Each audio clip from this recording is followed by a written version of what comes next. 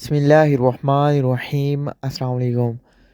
हरमैन शरफ़ैन इंतज़ामिया की तरफ से रमज़ान मुबारक में मस्जिदुल हराम और मस्जिदुल नबी शरीफ सल्लल्लाहु अलैहि वसल्लम में दाखिले के लिए क्या शराइत रखी गई हैं, उम्रा, तवाफ़, नमाज, नवाफिल कैसे अदा किए जाएंगे।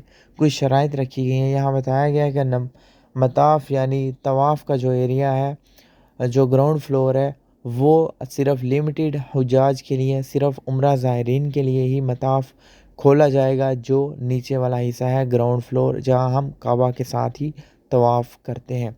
इसके अलावा व्हील चेयर जो है वो फर्स्ट फ्लोर पे, जो उम्रा ज़ायरीन उम्रा के लिए व्हील चेयर का इस्तेमाल करेंगे वो पहले फ्लोर पे ही करेंगे। इसके अलावा जो तवाफ़ की जो है सुन्ना है, सुन्नत अदा की जाएंगी, वो भी पहले फ्लोर पे अदा की जाएंगी। वो आप लोग मताफ़ के एरिया में नीचे ग्राउंड फ्लोर पे नहीं अदा कर सकते। इसके अलावा जो है जो इफ्तारी का इंतज़ाम है वो मस्जिद के अंदर ही होगा।